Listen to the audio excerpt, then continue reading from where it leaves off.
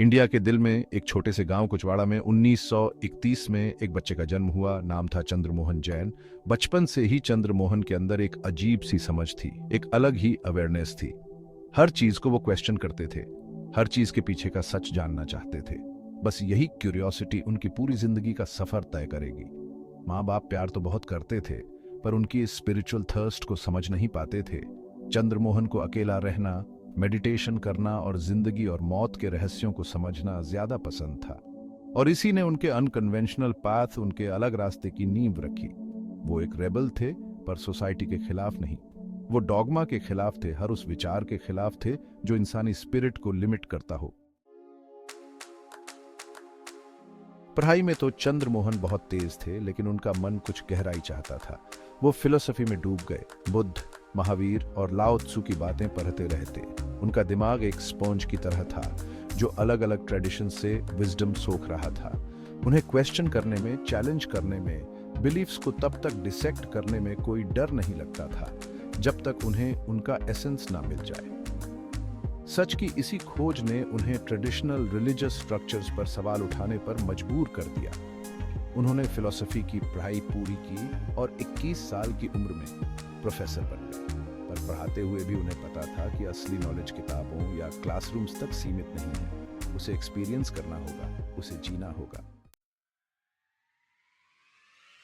जब चंद्रमोहन 21 साल के थे, तब एक बहुत बड़ा ट्रांसफॉर्मेशन, एक बहुत बड़ा बदलाव आया। उन्हें एनलाइटनमेंट हुआ, एग्जिस्टेंस के सोर्स में मर्ज हो गए, जैसे सागर में मिल गए।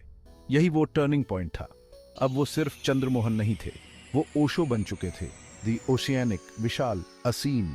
अब उनके शब्दों में एक नई क्लैरिटी थी, एक नया पावर था। वो प्यार की बात करते, मेडिटेशन की बात करते, कॉन्शियसनेस को लिबरेट करने की बात करते। लोग उनकी मैग्नेटिक प्रेजेंस और फ्रीडम के मैसेज से खींचे चले आते थे। वो उन्हें कंडीशनिंग से बाहर निकलने, अपनी इंडिविजुअलिटी को अपनाने, जिंदगी को पूरी तरह जीने के लिए चैलेंज करते थे। ओशो की टीचिंग्स के केंद्र में था ध्यान, मेडिटेशन। वो इसे कोई रिचुअल नहीं, बल्कि अवेयरनेस की एक स्टेट मानते थे, हर पल प्रेजेंट रहने का तरीका। उन्होंने डायनामिक मेडिटेशन टेक्निक्स डेवलप किए, जिसमें डांस, कैथारसिस और सेलिब्रेशन सब शामिल था। ये मेथड्स आपके अंदर की बैरियर्स को तोड़ने के लिए थे, जिससे आपका इनर बीइंग ब्लॉसम कर सके।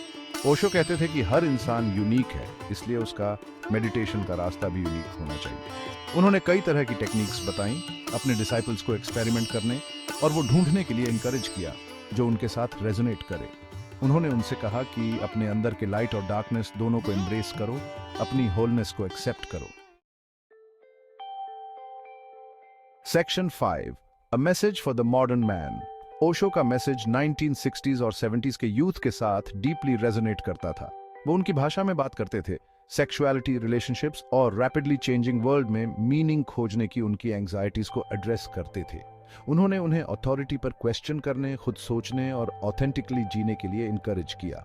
उन्होंने सोसाइटी में फैले हिपोक्रेसी की आलोचना की, ट्रेडिशनल मोरालिटी को चैलेंज किया और जिंदगी के लिए एक ओपन और लविंग अप्रोच को एडवोकेट किया। उनके वर्ड्स कंट्रोवर्शियल थे, अक्सर शॉकिंग, लेकिन हमेशा थॉट प्रोवोकिंग। वो एक ग्लोबल फिनोमिनन बन गए, हर वर्ग के सीकर्स को अपनी तरफ अट्रैक्ट किया। Section 6, storms on the path. Osho की बढ़ती पॉपुलैरिटी और आउटस्पोकन व्यूज ने आलोचना और विरोध को भी जन्म दिया। सेक्सुअलिटी पर उनकी टीचिंग्स, खासकर कंजर्वेटिव इंडिया में, कंट्रोवर्शियल मानी जाती थी। उन पर कल्ट लीडर होने का आरोप लगा, उनके आश्रम पर छापे मारे गए और उन्हें कई लीगल बैटल्स का सामना करना पड़ा। फिर भी ओशो अनफेज्ड रहे। वो इन चैलेंजेस को ग्रोथ के अपॉर्चुनिटीज के रूप में देखते थे। अपने डिसाइपल्स को याद दिलाते थे कि सच का रास्ता कभी आसान नहीं होता। उन्होंने अपनी ट्रूथ बोलना जारी रखा, भले ही इसका मतलब इम्प्रिजनमेंट या एग्जाइल हो। उन्होंने अपने फॉलोअर्स को चैलेंजेस को ट्रांसफॉर्मेशन के अपॉर्चुनिटीज के रूप में एम्ब्रेस करना सिखाया। Section 7, the Oregon experiment. 1980s की शुरुआत में ओशो के फॉलोअर्स ने रूरल ऑरेगन में एक कम्यून एस्टैब्लिश किया, एक ऐसी जगह की तलाश में जहां वो फ्रीली टीच कर सकें। राजनीशपुरम नाम का ये कम्यून एक सेल्फ सफिशिएंट कम्युनिटी बन गया। दुनिया भर से हजारों सीकर्स को अट्रैक्ट किया।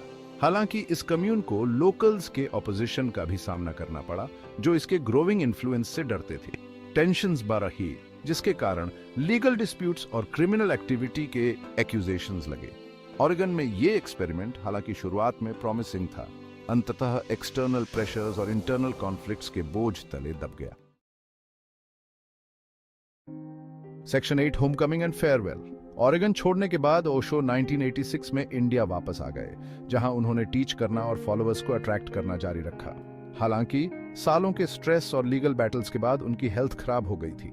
उन्होंने अपनी इंपेंडिंग डेथ के बारे में उसी कामनेस और एक्सेप्टेंस से बात की जिस तरह से उन्होंने अपनी जिंदगी जी थी। 19 जनवरी 1990 को ओशो ने अपना फिजिकल बॉडी छोड़ दिया, लेकिन उनकी डेथ ने उनके इम्पैक्ट को कम नहीं किया। उनकी टीचिंग्स फैलती रहीं, लाखों लोगों को सेल्फ डिस्कवरी और स्पिरिचुअल अवेकनिंग के अपने सफर पर निकलने के लिए इंस्पायर करती रहीं। Section 9 Osho's legacy, a seed of transformation. Osho की लेगेसी कॉम्प्लेक्स और मल्टीफैसेटेड है। वो एक रेबल थे, एक मिस्टिक थे, एक स्पिरिचुअल टीचर थे जिन्होंने कन्वेंशंस को चैलेंज किया और लाखों लोगों के दिलों में आग जलाई। उन्होंने कोई रिजिड बिलीफ सिस्टम नहीं दिया, बल्कि सेल्फ एक्सप्लोरेशन और मेडिटेशन का रास्ता दिखाया। उनकी teachings meditation, awareness, celebration, love और खुद होने की करेज पर जोर देती है। उन्होंने अपने फॉलोअर्स को पूरी तरह जीने, अपनी इंडिविजुअलिटी को एम्ब्रेस करने और अपनी ट्रूथ खोजने के लिए इनकरेज किया।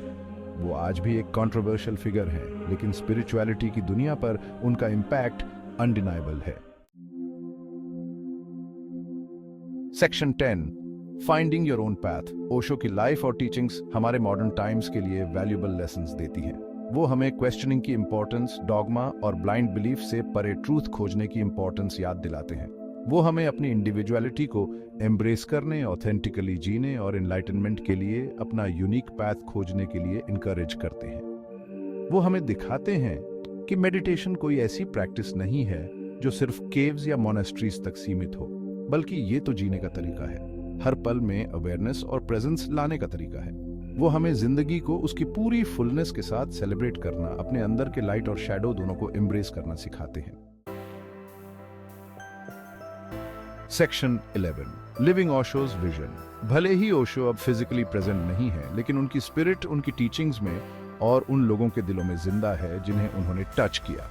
एक ऐसे वर्ल्ड का उनका विजन जहां इंडिविजुअल्स खुद को एक्सप्रेस करने, मेडिटेट करने, सेलिब्रेट करने और ऑथेंटिकली जीने के लिए फ्री हों, आज भी उतना ही रेलेवेंट है जितना पहले था। हम लव, अवेयरनेस और मेडिटेशन के उनके मैसेज को अपनाकर उनकी लेगेसी को ऑनर कर सकते हैं। हम ज्यादा कॉन्शियसनेस के साथ जीने की कोशिश कर सकते हैं, अपने बिलीफ्स पर क्वेश्चन कर सकते हैं और इनर पीस और फुलफिलमेंट के लिए अपना यूनिक पाथ खोज सकते हैं।